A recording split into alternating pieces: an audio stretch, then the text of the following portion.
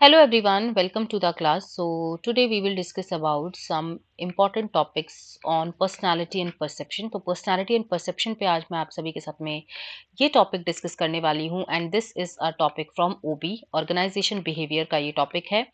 Management students, HR student, labour welfare student और commerce student, तो ये सभी के लिए इम्पॉर्टेंट है। और अगर आप इनमें से किसी भी सब्जेक्ट के लिए प्रिपेयर कर रहे हैं तो आपके लिए वाला सेशन इम्पॉर्टेंट हो जाएगा। ठीक है, बात करते हैं पर्सनालिटी की। तो पर्सनालिटी वर्ड कहाँ से आया है? ये वर्ड आया है ग्रीक वर्ड से, दैट इज पर्सोना। पर्सोना का मतलब होता है to speak through. Personality word एक ऐसा कॉम्बिनेशन है जहां पर हम हर पर्सन की यूनिक आइडेंटिटी को आइडेंटिफाई करते हैं या क्वालिटीज को आइडेंटिफाई करते हैं या कैरेक्टरिस्टिक्स को आइडेंटिफाई करते हैं। दैट मीन्स कि अगर मैं ये कहूँ, ये हर एक पर्सन की पर्सनालिटी अलग होती है, तो यस ऑफ कोर्स हर एक पर्सन की पर्सनालिटी अलग होती है क्योंकि उनमें कोई ना कोई यूनिक आइडेंटिटी छुपी होती है उनके अंदर। ठीक है, तो ये एक तरीके से क्वालिटीज पर्सनालिटीज को डिफाइन करता है जो कि हर एक पर्सन पब्लिकली सिग्निफाई करेगा, right. Every individual has a unique personal and the major determinants of the behavior that defines his or her personality। तो कहीं ना कहीं हर एक इंडिविजुअल का, हर एक पर्सन का अपना यूनिक डिटर्मिनेंट होता है, कैरेक्टरिस्टिक्स होती है, क्वालिटी होती है, पर्सनालिटी होती है। ठीक है, जो कि उनके बिहेवियर में हमेशा कहीं ना कहीं पाई जाती है। ठीक है, तो अभी हम बात करते हैं पर्सनालिटी के कौन कौन से दो ट्रेड्स होते हैं। तो सबसे पहले होता है इनहेरिटेड ट्रेड्स और होता है लर्न ट्रेड्स। तो इनहेरिटेड जो कहीं ना कहीं हमें अपने पेरेंट्स से मिलता है या हमें अपने ग्रैंड पेरेंट्स से मिलते हैं। ठीक है, पेरेंट्स या ग्रैंड पेरेंट्स, राइट, जो कि इनहेरिटेड होते हैं। राइट, जैसे कि सपोज करो कि आपकी एक पर्सनालिटी है, आपका बिहेवियर है जो कि आपके पेरेंट्स से मिला है, वही सेम बिहेवियर आपका पर्सनालिटी में आ जाता है अपने पेरेंट्स और अपने ग्रैंड पेरेंट्स के बेसिस पे। अब अगर मैं लर्न कैरेक्टरिस्टिक्स की बात करती हूँ तो लर्न कैरेक्टरिस्टिक्स वो होते हैं जो कि आप लर्न करते हो किसी ना किसी को देख के। जैसे सपोज करो आप ऑफिस में हो या फिर आप कहीं पे भी आप अपने फ्रेंड ग्रुप में हो। ठीक है, तो वहां पे आप जितने भी पर्सन होंगे उनकी पर्सनालिटी को आप ऑब्जर्व करते हो एंड देन उससे कुछ अच्छा सीखते हो, उन्हीं लोगों से कुछ अच्छी पर्सनालिटी को आप ग्रैप करते हो और आप लर्न करते हो। तो वो हो गया आपने लर्नड कैरेक्टरिस्टिक्स। और इनहेरिटेड मतलब होता है जो आपको पहले से ही मिली हुई है, अ, बचपन से ही। ठीक है, वही मैंने बात करी इनहेरिटेड कैरेक्टरिस्टिक्स, वही होती है जो कि आपको गॉड गिफ्टेड होती हैं पेरेंट्स से, फोर फादर्स से। जैसे कि for example colour of eye colour है आपका सेम। ठीक है, religion, race, shape of the nose, shape of the eye lobes, ठीक है, ईयर लॉब, सॉरी। सो ये सारे के सारे पर्सनालिटी ये इनहेरिटेड कैरेक्टरिस्टिक्स के अंदर होते हैं। दैट मीन्स जो आपको कहीं ना कहीं आपके पेरेंट्स, आपकी फैमिली, आपके फोर फादर्स से मिलते हैं। लर्नड कैरेक्टरिस्टिक्स वो होती है जो कि आप हमेशा लर्न करते हो। सपोज करो आप किसी सोसाइटी से देख रहे हो, आप लोग घर में सीख रहे हो, सोसाइटी में सीख रहे हो, इंस्टीट्यूशंस पे सीख रहे हो, ऑब्जर्व कर रहे हो, प्रैक्टिस कर रहे हो, अपने सराउंडिंग से आप कुछ ना कुछ जो सीखते हो वो आपका लर्नड कैरेक्टरिस्टिक्स में आ जाता है। लर्नड कैरेक्टरिस्टिक्स में क्या क्या पॉइंट आ जाते हैं? सबसे पहला आ जाता है आपका परसेप्शन। परसेप्शन क्या होता है?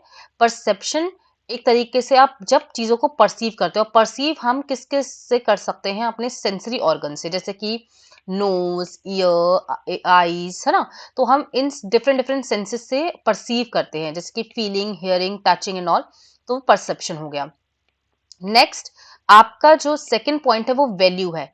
वैल्यू मीन्स कि आप किस तरीके से, आपके क्या वैल्यूज हैं, किस तरीके से आप डिसीजन मेकिंग प्रोसेस में इन्वॉल्व होते हो, कैसे आपका परसेप्शन एक सिचुएशन में डिफाइन करता है। फॉर एग्जाम्पल आपका जो मॉरल वैल्यू है वो आपका यह है कि हमें बड़ों की रिस्पेक्ट करनी चाहिए, वो आपकी वैल्यूज है। ठीक है, वो आपके वैल्यू दर्शाता है। तो दैट मीन्स वो आपका फिर क्या है? लर्नड कैरेक्टरिस्टिक्स, कहीं ना कहीं आपने वो लर्न की है, लोगों से सीखी है, अपने आसपास की सराउंडिंग से। पर्सनालिटी, पर्सनालिटी क्या होता है? पर्सनालिटी वही चीज है कि जब आप हर एक पर्सन के बिहेवियर को, फीलिंग को, थिंकिंग को और उन सारे पैटर्न को एक साथ कंबाइन करके उन चीजों को समझते हो। ठीक है, और लास्ट में आ जाता है आपका एटीट्यूड। एटीट्यूड आपका दोनों ही हो सकते हैं, पॉजिटिव और नेगेटिव। जिस भी एटीट्यूड को आप देख सकते हो, लाइक आपका अगर नेगेटिव एटीट्यूड है तो लोग आपसे दूर हो जाते हैं, पॉजिटिव है तो ऑफ कोर्स आपके लोग पास आ जाते हैं, आप लोगों से इंटरेक्ट करने लगते हैं। तो वही चीज है, एक होता है पॉजिटिव और एक होता है नेगेटिव। तो यहाँ पे हम अभी perception, value, personality and attitude को अगर समझ रहे हैं तो ये लर्नड कैरेक्टरिस्टिक्स के अंदर आ रहा है, क्योंकि हम इसको कहीं ना कहीं लर्न कर रहे हैं अपनी लाइफ में। सो गाइज, यहाँ पे आप सभी को अन अकेडमी रिजॉल्व 2023 का यहाँ पे आपको ये स्क्रीन विजिबल होगी। नया साल आ चुका है, नया रिजोल्यूशन आप सभी ने सेट कर लिया है, नए गोल आप सभी ने सेट कर लिए हैं। तो इसी तरीके से आपके साथ अन अकेडमी भी जुड़ गया है और अन अकेडमी ने आप सभी के लिए 23% ऑफ प्रोवाइड किया है for all the net subscription. So आप सभी को पता है एग्जाम आपका 21 फेब से स्टार्ट हो चुका है, ठीक है, स्टार्ट हो जाएगा और आपके पास बहुत ही लिमिटेड टाइम है, 1.5 मंथ है आपके पास। तो आप सभी क्या कर सकते हो, यहाँ पे आप लोग बैचेस को ज्वाइन कर सकते हो, डाउट क्लियरिंग सेशन मिल जाते हैं आपको, रिकॉर्डेड सेशंस मिल जाते हैं, लाइव सेशंस मिल जाते हैं, PYQs, मॉक टेस्ट, क्विजेस, सब कुछ आपको एक ही प्लेटफॉर्म पे मिल जाता है विद ऑल द पीडीएफ के फॉर्म में, ठीक है। कल लास्ट डेट है, मतलब 6 Jan is the last date for this like subscription, for this offer. तो आप लोग यहाँ पर 6 जनवरी से पहले पहले, दैट मीन्स कल से पहले पहले आप एनरोल कर सकते हो और जल्दी से जाके आप लोग अपना सब्सक्रिप्शन ले लो, सो दैट आपको यहाँ पे 23% ऑफ मिल जाए। Here is the referral code that you can use, that is PK net, right. चलिए आगे बढ़ते हैं हम लोग। अभी हम पर्सनालिटी ही समझ रहे हैं, तो इसमें पर्सनालिटी के ना कुछ पॉइंट्स होते हैं, जैसे कि साइको एनालिटिकल परसेप्शन। तो फ्रूड ने आप सभी को पता है कि पर्सनालिटी को ना डिफरेंट डिफरेंट तरीके से फाइंड आउट किया है कि ह्यूमन माइंड में क्या क्या पर्सनालिटी होते हैं। तो सिगमंड फ्रूड ने ये वाली आपकी साइको एनालिटिकल थ्योरी दी है। ये आपसे क्वेश्चन पूछा जाता है। First is ID, ego and super ego. ID होता है, ईगो होता है एंड सुपर ईगो होता है। तो आईडी मतलब क्या हो गया, जब आप छोटे बच्चे हो, दैट मीन्स अगर आपको अभी चाहिए तो दैट मीन्स अभी आपको चाहिए, ठीक है। आप यहाँ पर बिल्कुल भी किसी भी तरीके का कॉम्प्रोमाइज नहीं करते हो। सो वो हो गया आपका ID, that means I want to do that now, मतलब मुझे आज ही चाहिए। जैसे छोटा बच्चा होता है उसको जिद पकड़ लेता है वो, तो वही है आईडी। देन उसके बाद आता था ईगो। ईगो में क्या होता है कि आप थोड़ा सा मेच्योर होते हो कि आपको कॉम्प्रोमाइज करना है लाइफ के साथ साथ, राइट। तो आप कॉम्प्रोमाइज करना शुरू कर देते हो। और सुपर ईगो में आप लोग क्या हो कि आपको अपने राइट के बारे में पता है, it's not right to do that, मतलब आपको पता है कि क्या सही है और क्या गलत, इसमें आप पूरी तरीके से अवेयर हो जाते हो। जैसे कि आप यहाँ पे बोल सकते हो एडल्ट, ठीक है। अब हमारे पेरेंट्स है फॉर एग्जाम्पल, तो वो सुपर ईगो वाली स्टेज में है, क्योंकि उनको सब कुछ पता है, उन्होंने पूरी पूरी दुनिया देखी है, ठीक है। हम लोग ईगो वाली स्टेज में है अभी, हमें पता चल रहा है कि हमें बहुत सारी चीज़ों में कॉम्प्रोमाइज़ करना है। और आईडी वो है, जैसे कि जो छोटे बच्चे होते हैं, लाइक इन्फेंट हो गए या फिर उसे थोड़े से बड़े, लाइक आप मान के चलो 5-7 साल के बच्चे, मैक्सिमम 5 से 7 साल के बच्चे वो आईडी वाले स्टेज में होते हैं, ठीक है। सो आई होप कि आपको ये क्लियर हो गया होगा, क्योंकि ये आपका थ्योरी है, ये बहुत इंपॉर्टेंट है, इसके बारे में आप लोग पढ़ लेना, क्वेश्चन आता है। अब हम बात करते हैं बिग 5 ट्रेट मॉडल की। तो बिग 5 ट्रेट मॉडल में आपका ये जो शॉर्ट फॉर्म है, दैट इज OCEAN, ओशन, ठीक है। ओशन की फुल फॉर्म में क्या होता है, सबसे पहले आ जाता है ओपन टू एक्सपीरियंसेस, ठीक है। Open to experiences, openness to experience, sorry, openness to experience में मतलब आ जाता है आपका क्रिएटिविटी, क्यूरियसिटी, कहीं ना कहीं आपको कुछ ना कुछ एक्सपीरियंस करना है, वो चीज हो जाती है आपकी ओशन में openness to experience.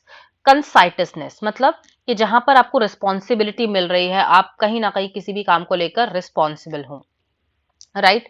Extrovert, extrovert क्या होता है, एक्सट्रोवर्ट मतलब जहां पर आप इन्वॉल्व होते हो, आपको अच्छा लगता है लोगों से बात करना, ठीक है। आप सोसाइटी में इन्वॉल्व हो, बातें कर रहे हो लोगों से, ठीक है। और उसका पॉजिटिव हो जाता है इंट्रोवर्ट, जहां पर आप रिजर्व नेचर के हो जाते हो, ठीक है। आप रिजर्व नेचर के हो कि यार आपको सबसे बात नहीं करना है, थोड़ा सा रिजर्व नेचर के हो आप, तो उसको हम कहते हैं इंट्रोवर्ट। एग्रीडेबल मीन्स कंपैशनेट, ठीक है। कम आपको आपका अपना एक पैशन है, रिस्पेक्टफुलनेस है, ट्रस्ट है, ठीक है। जिसमें आप देखते हो कि हाँ कंपैशन, आपका पैशन अच्छा है, रिस्पेक्ट आप सभी को देते हो, एज वेल एज आप ट्रस्ट भी रखते हो। न्यूरोटिज्म, लास्ट जो है न्यूरोटिज्म, न्यूरोटिज्म आपका न्यूरो वर्ड किससे आया है, माइंड से आया है, ठीक है। तो माइंड से रिलेटेड क्या आ सकता है, एंजाइटी, ठीक है। डिप्रेशन में चले गए हो, डर रहे हो आप, तो ये सारा चीजें क्या है, एंजाइटी, गुस्सा आ रहा है आपको, तो ये आपका न्यूरोटिज्म डिफाइन करता है। तो बिग 5 पर्सनालिटी ट्रेड्स जो है वो ओशन के हिसाब से आप लोग पढ़ सकते हो।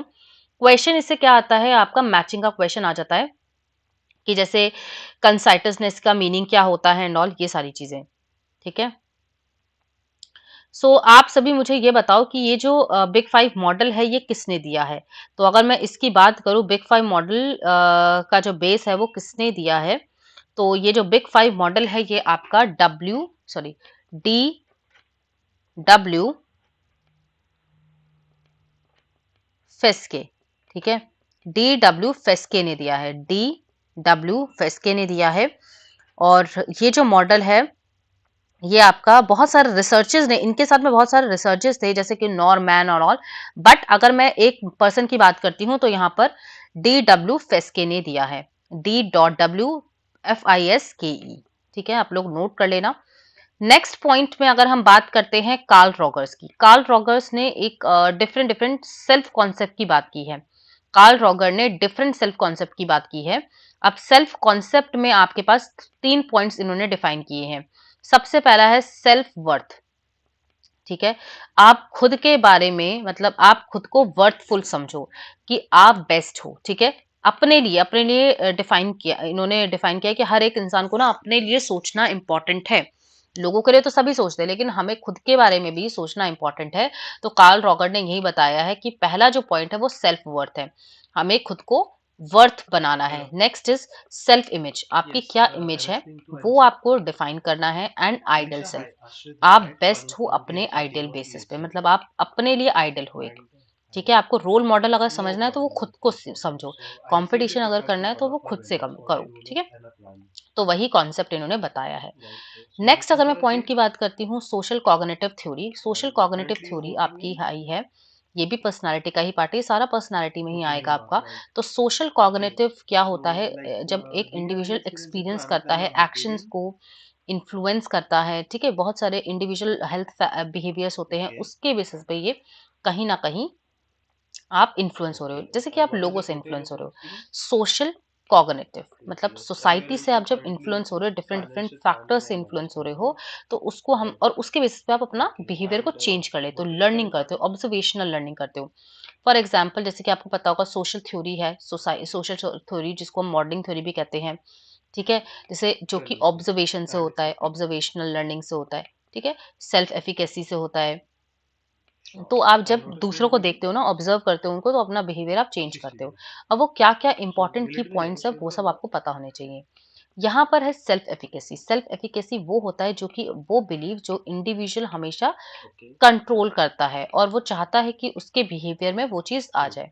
तो self efficacy is the belief that an individual has to control over, वो जो पर्सन है वो इसमें प्रॉपरली कंट्रोल करके रखता है।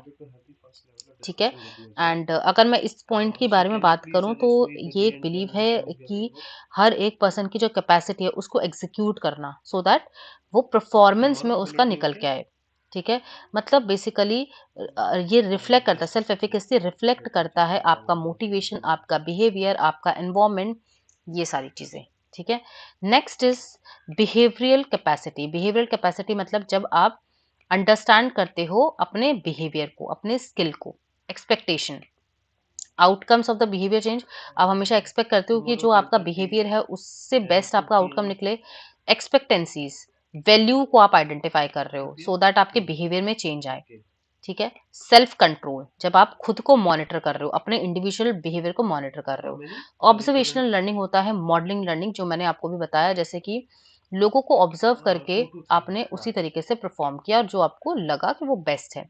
और री क्या होता है, जब आप अपने बिहेवियर में रिवॉर्ड्स और इंसेंटिव्स को ऐड ऑन कर देते हो, मतलब आपको पता है कहीं ना कहीं अगर आप अपना बेस्ट परफॉर्म करोगे तो आपको रिवॉर्ड्स और इंसेंटिव्स मिलेंगे ही मिलेंगे, तो आप अपना बेस्ट परफॉर्म करने लग जाते हो, अपना बेस्ट देते हो। ठीक है, तो ये वही है social cognitive theory. Social cognitive theory, I hope कि आपको कॉन्सेप्ट समझ आ गया होगा और इसमें कॉम्पोनेंट्स को अच्छे से कर लेना क्योंकि ये इंपॉर्टेंट है। अगर मैं इसकी बात करती हूँ सोशल कॉग्निटिव थ्योरी किसने दिया है, तो ऑफ कोर्स ये आप सभी को पता होगा, एल्बर्ट बंटूरा ने दिया है। ठीक है, किसने दिया है, एल्बर्ट बंटूरा।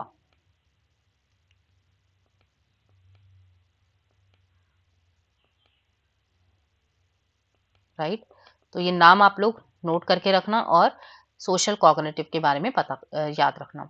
ठीक है, अभी हम एक और पॉइंट की बात करते हैं, that is MMPI, that is Minnesota multiphasic personality inventory. ये क्या है? Minnesota multiphasic personality inventory, and ये आपका MMPI एक आपका रिसर्च है, ये एक ऐसा टेस्ट है जो कि हेल्प करता है मेंटल हेल्थ प्रोफेशनल को, सो दैट आप डायग्नोस कर पाओ अपने डिसऑर्डर्स और कंडीशंस को। एक तरीके से ये एक ऐसा टेस्ट है, ठीक है, रिसर्चर ने फाइंड आउट की कि ऐसा टेस्ट है जो कि आप अपने मेंटल हेल्थ इश्यूज को और जो भी डिसऑर्डर्स होते हैं, जो भी कमियां होती है मेंटल हेल्थ में, ठीक है, तो आप उसको डायग्नोस कर पाओ। तो यही आपका एक टेस्ट होता है। तो इसके बारे में एक क्वेश्चन आया था प्रीवियस में, PYQ में, तो इसीलिए मैं आपको ये टॉपिक करा रही हूँ। इसकी फुल फॉर्म आपको पता होना चाहिए, मैनेसोटा मल्टीफेस्टिक पर्सनालिटी इन्वेंट्री, MMPI। अभी हम बात करते हैं यहाँ पर एक और थ्योरी की। अब ये थ्योरी है क्या, इसके बारे में थोड़ा सा पढ़ लेते हैं, उसके बाद हम परसेप्शन पे जाएंगे। तो अगर मैं इस थ्योरी की बात करती हूँ, शेल्डन की ये जो थ्योरी है, शेल्डन ने एक थ्योरी दी है, शेल्डन थ्योरी प्रोवाइड किया गया है। शेल्डन एक पर्सन है जिन्होंने 3 पॉइंट्स को, 3 कैटेगरीज को, 3 पर्सनालिटी को डिफाइन किया था। तो सबसे पहला होता है एंडोमॉर्फ। एंडोमॉर्फ ये बहुत इंपॉर्टेंट है गाइस, इसको ध्यान रखना। एंडोमॉर्फ होते हैं जो कि फैटी पर्सन होते हैं। इन्होंने ना 3 कैटेगरी के बेसिस पे डिफाइन कर दिया पर्सनालिटी को। Next is mesomorph. मेसोमॉर्फ होते हैं आपके मस्कुलर बॉडी वाले, मसल्स जो मतलब जो जैसे कि जो जिम विम वाले लोग होते हैं ना वो, ठीक है।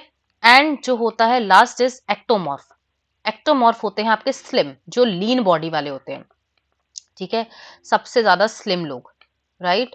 अब अगर मैं इसकी बात करती हूँ एंडोमॉर्फ की, शेल्डन ने दिया है। तो एंडोमॉर्फ मतलब एंडोमॉर्फ के आपके कैरेक्टर्स पता होने चाहिए, लाइक कैटेगरीज पता होनी चाहिए, कैरेक्टरिस्टिक्स पता होनी चाहिए कि वो कैसे हो सकते हैं। रिलैक्स्ड पर्सन होते हैं, सोशलेबल होते हैं, टॉलरेट करते हैं, कंफर्टेबल होते हैं, लविंग होते हैं, पीसफुल होते हैं, और उनकी शेप कैसी होती है? फैटी होती है, राइट। मेसोमॉर्फ का जो अगर हम कैरेक्टरिस्टिक्स देखें मेस्कुलर बॉडी वालों का, एक्टिव होगा ऑब्वियसली, असर्टिव होते हैं, विगोरस होते हैं, कॉम्बेटिव होते हैं, ठीक है। तो ये सारे के सारे कैरेक्टरिस्टिक्स आपके यहाँ पर आ जाएगी। एक्टोमॉर्फ इज क्वाइट, फ्रेक्टाइल हो गए, रिस्ट्रेन हो गए, नॉन असर्टिव हो गए, और सेंसिटिव नेचर के होते हैं। तो आपको कुछ नहीं करना है इसमें, आपको कैरेक्टरिस्टिक्स पता होने चाहिए। जैसे कि फॉर एग्जांपल मैंने आपको बोला कि आप बताओ कि कौन सी पर्सनालिटी क्वाइट होती है, ठीक है। तो ये आपको पता होना चाहिए कौन सी पर्सनालिटी वाले क्वाइट होते हैं। तो आपको पता है स्लिम वाले होते हैं, ठीक है, और उसको हम क्या कहते हैं? एक्टोमॉर्फ कहते हैं, ठीक है। तो ये सारे पॉइंट्स आपको पता होने चाहिए। तो जितनी भी मैंने थ्योरीज आपको कराई हैं ये बहुत ही ज्यादा इंपॉर्टेंट है, स्पेशली आपकी साइको एनालिटिकल थ्योरी और बिग 5 ट्रेट मॉडल थ्योरी, ठीक है, ये दोनों ही पूछे जाते हैं, और आपको ये वाले भी पता होने चाहिए क्योंकि ये एग्जाम में पूछे जा चुके हैं।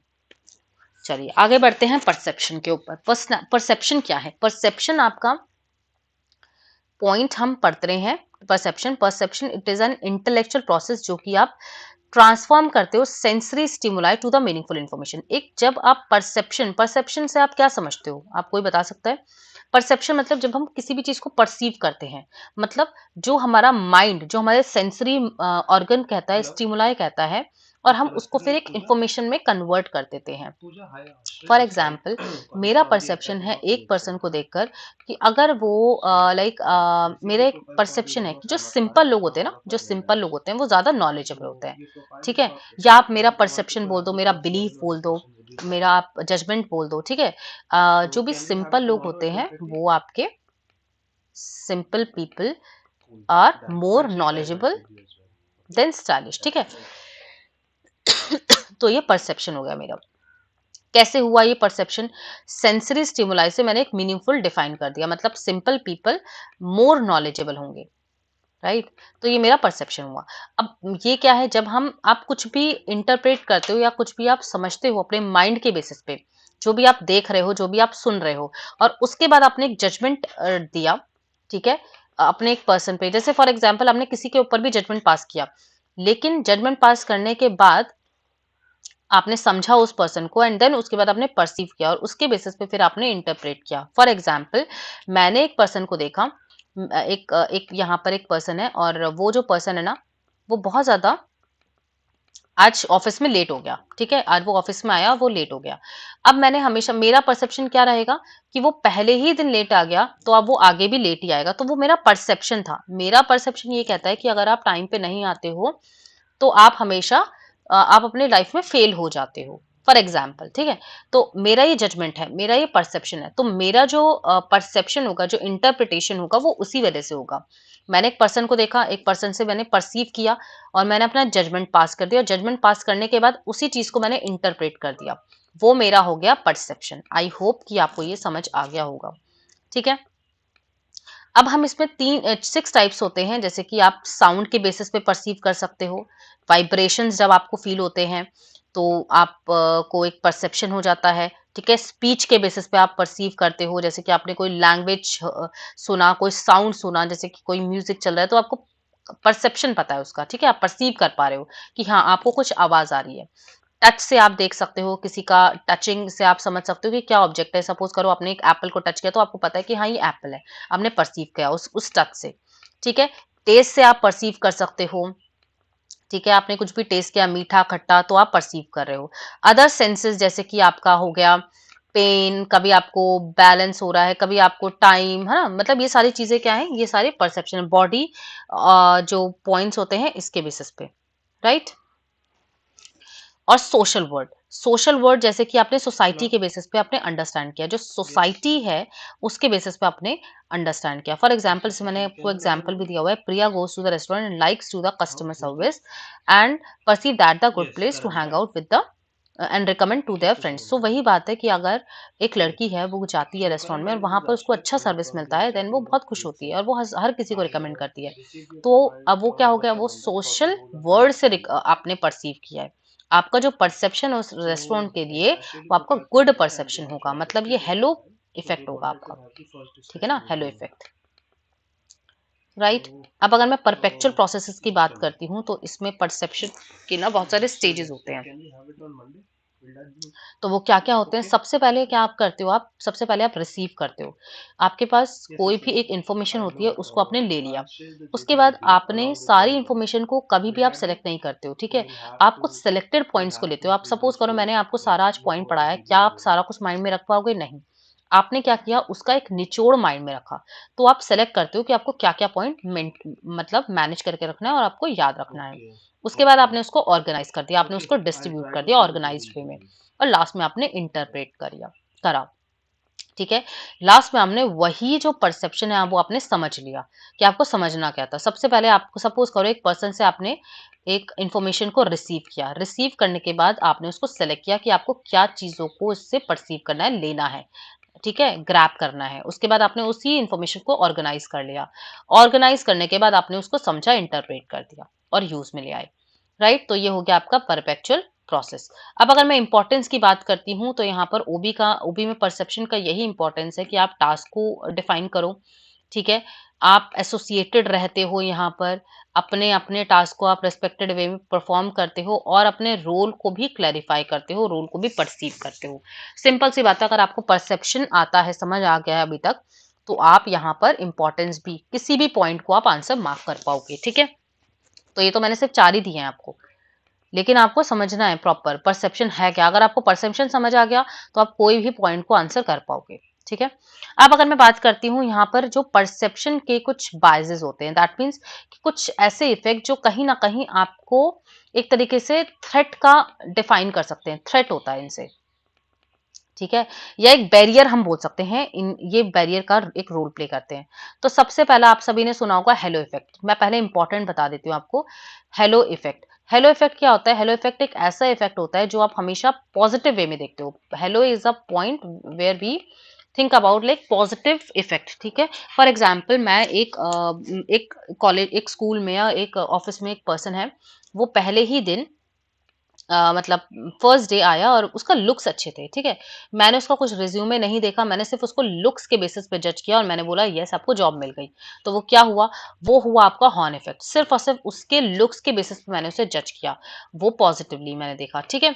अब मैं हॉर्न इफेक्ट की बात करती हूँ। हॉर्न मतलब नेगेटिव, हॉर्न इफेक्ट मतलब होता है नेगेटिव। फॉर एग्जाम्पल एक पर्सन है, एक इंडिविजुअल है, वो एक दिन ऑफिस में लेट आया, पहले ही दिन लेट आया, नॉट एक दिन, पहले ही दिन लेट आया, और मैंने फिर उसको बोला कि अगर ये पहले ही दिन लेट आया, वो हर साल ही लेट आएगा। तो वो मेरा क्या हुआ, एक परसेप्शन हो गया, जो कि नेगेटिव परसेप्शन था मेरा। ठीक है, मैंने उस पर्सन के लिए नेगेटिवली परसीव किया और इसके लिए कुछ ज्यादा ही पॉजिटिव कर लिया। तो hello effect and horn effect आपको पता होना चाहिए। Next is stereotyping. स्टीरियोटाइपिंग होता है एक जजमेंट, और आप जजमेंट तभी लेते हो जब आपका जजमेंट के साथ साथ आपका एक बिलीव होता है। ठीक है, आप सपोज करो एक बिलीव सेट करके चलते हो कि मेरा ये बिलीव है कि जैसे सिंपल, जैसे मैंने एग्जांपल आपको बोला कि जैसे सिंपल लोग जो होते हैं वो ज्यादा नॉलेजेबल होते हैं अकॉर्डिंग टू मी। ठीक है, जो ज्यादा स्टाइलिश होते हैं वो ज्यादा मतलब अपनी लाइफ को लेकर फोकस नहीं होते हैं, फॉर एग्जाम्पल। ठीक है, तो ये मेरा स्टीरियोटाइपिंग इमेज हो गई। स्टीरियोटाइपिंग, अब आप बोलोगे ये एक मेरा जजमेंट है, मैंने अभी तक ये चीज सीखी है, ये मेरा एक जजमेंट है कि स्टीरियोटाइपिंग, और ये मेरा एक बिलीव है कि जो भी सिंपल लोग होते हैं वही नॉलेजेबल होते हैं। राइट, तो ये हो गया मेरा जजमेंट। अब वो पॉजिटिव भी हो सकता है गाइस, ये नेगेटिव भी हो सकता है, ये चीज ध्यान रखना। ठीक है, जजमेंट आपका पॉजिटिव भी हो सकता है, नेगेटिव भी हो सकता है, इसमें आप पॉजिटिव नेगेटिव को कंसिडर नहीं करोगे। तो अभी हम बात करते हैं प्राइमरी इफेक्ट की। प्राइमरी इफेक्ट क्या होता है? प्राइमरी इफेक्ट मतलब जो पहला इफेक्ट होता है। प्राइमरी इफेक्ट मतलब होता है जो प्राइमरी इफेक्ट होता है, प्राइमेसी, सॉरी, प्राइमरी से ही नाम समझ आता है। जब आप पहली ही बार में परसीव करते हो एक ऐसा टेंडेंसी जिसको हम बोलते हैं ना, first impression is the last impression. जो पहला इंप्रेशन आपने छोड़ दिया वही लास्ट तक जाएगा, तो वो होता है primary primacy effect. That means अगर आपने अच्छा इंप्रेशन दिया है तो ऑब्वियसली आप लास्ट तक अच्छा ही फील करोगे और दूसरा पर्सन आपके बारे में अच्छा ही सोचता रहेगा। ठीक है, अब है रीसेंसी इफेक्ट। रीसेंसी इफेक्ट मतलब होता है जो आपका लास्ट इंप्रेशन हो गया या फिर रीसेंट क्लूज हो गया। आपने रीसेंट जो वर्ड है ना, ये रीसेंसी से आया है। जैसे कि फॉर एग्जाम्पल हमने रिसेंट में कुछ अच्छा परफॉर्म किया है, उसको ही देखा जाएगा। फॉर एग्जाम्पल सपोज करो एक पर्सन है, उसने 2 महीने से अच्छा काम नहीं किया, लेकिन पिछले 2 साल से उसको वो अच्छा काम कर रहा था ऑर्गेनाइजेशन में, लेकिन लास्ट 2 महीने से उसकी जो परफॉर्मेंस है वो लो हो गई। लेकिन उसको जज उसके पिछले 2 साल से नहीं किया जाएगा, उसको अभी के बेसिस पे किया जाएगा। रिसेंट इफेक्ट हो गया वो। ठीक है, तो ये भी एक थ्रेट हो गया, ये भी एक ऐसा ट्रेड जो कि कहीं ना कहीं बैरियर का काम करेगा। Next, central traits. Central traits होते हैं जब एक पर्सन को एक पर्सनल कैरेक्टरिस्टिक्स जो कि एक पर्टिकुलर इंटरेस्ट को टारगेट किया जाता है। For example, personal characteristics of the target person. हम पर्सनल कैरेक्टरिस्टिक्स देखते हैं एक पर्टिकुलर पर्सन की और फिर उसी को पर्टिकुलर इंटरेस्ट में परसीव कर लेते हैं, तो उसको हम कहते हैं सेंट्रल ट्रेड। फॉर एग्जाम्पल, मुझे एक पर्सन का एक कैरेक्टरिस्टिक्स मतलब एक ऐसा फीचर अच्छा लगा और मैंने उस पर्सन को टारगेट कर लिया, लाइक उस पर्सन को मैंने परसीव किया, मतलब या फिर मैं उस कैरेक्टरिस्टिक्स उस बिहेवियर की बात करती हूँ, उसको मैंने परसीव किया। तो वो एक पर्टिकुलर इंटरेस्ट के बेसिस पे मैंने परसीव किया, तो उसको हम कहते हैं central trait. Implicit personality theory. Implicit personality theory वो होता है जब हम पर्सनल थ्योरीज जो कि पीपल पर्सनालिटी कैरेक्टरिस्टिक्स को लेकर चलते हैं, वो पर्सनालिटी वो कैरेक्टरिस्टिक्स जब वो एक साथ लेकर चलते हैं एज अ पर्सन। ठीक है, तो वो हो गई आपकी पर्सनालिटी। तो इंपॉर्टेंट आपके लिए क्या क्या है मैं आपको बता देती हूँ। इंपॉर्टेंट आपको पता होना चाहिए, एक तो प्राइमेसी, एक होता है रीसेंसी, एक होता है आपका stereotyping is very important, hello effect और हॉर्न इफेक्ट, ये बहुत ज्यादा इंपॉर्टेंट है। तो आप लोग ये जरूर से कर लेना। बस इतना ही है। अब मैं थोड़ा सा कुछ एमसीक्यूज आपको बता देती हूँ। सबसे पहला पॉइंट है, एन इंडिविजुअल कंसिस्ट ऑफ, एक सेकेंड, यस, चलिए आगे पढ़ते हैं क्वेश्चन को।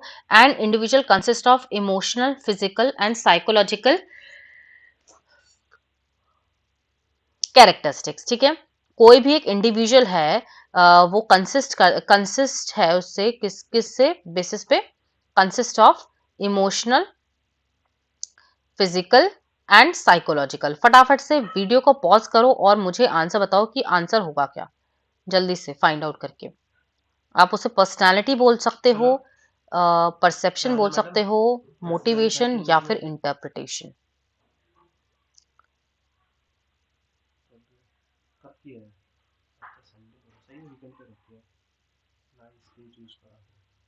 हम्म,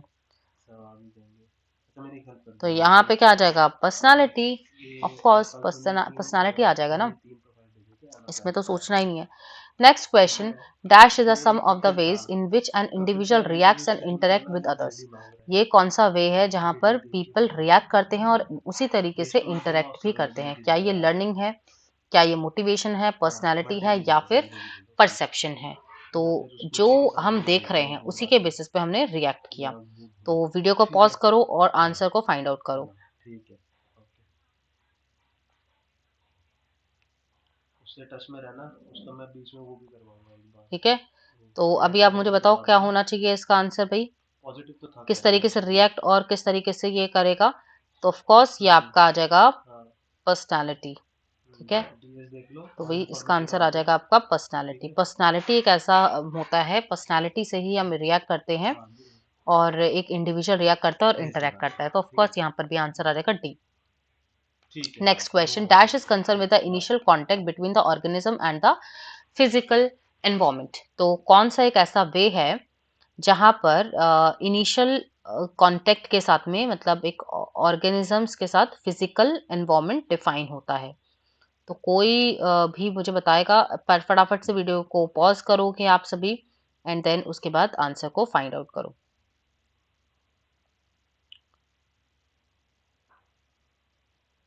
इनिशियल कांटेक्ट विद द, तो आपका ये क्या होगा? स्टिमुलाई हो जाएगा, स्टिमुलाई, सेंसेशन। तो ये वाला जो कॉन्सेप्ट है ना, ये आपका फिर लर्निंग से आ जाएगा गाइस, ये लर्निंग का पार्ट है। तो इसको अभी मैं यहाँ पर छोड़ देती हूँ, है ना, क्योंकि आपको पहले लर्निंग को समझना यहाँ पे जरूरी हो जाएगा।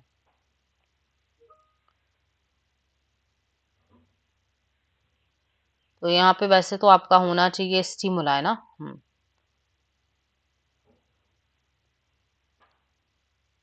ऑर्गेनिजम्स विद देयर एनवायरमेंट, तो ये स्टिमुलाई होगा। क्योंकि आप स्टिमुलाई मतलब क्या होता है? जब आप डिफाइन करते हो उस चीज को, राइट? तो आंसर यहाँ पर आ जाएगा आपका स्टिमुलाई। नेक्स्ट क्वेश्चन, हाँ ये वाला इंपॉर्टेंट है क्योंकि आपका पर्सनालिटी से रिलेटेड है और परसेप्शन से, सॉरी, तो यहाँ पर परसेप्शन से रिलेटेड है। तो यहाँ पर क्या पूछा है कि dash perception is based on a category which people belongs to. लोग किससे बिलोंग करते हैं? क्या ये हेलो इफेक्ट है, क्या ये कॉन्ट्रास्ट है, क्या ये प्रोजेक्शन है, या फिर स्टीरियोटाइप? तो ऑब्वियसली ये स्टीरियोटाइपिंग हो जाएगा। ठीक है, next, perception is a sequential process. Perception का जो सीक्वेंशियल प्रोसेस है ये तो आप सभी को आना चाहिए।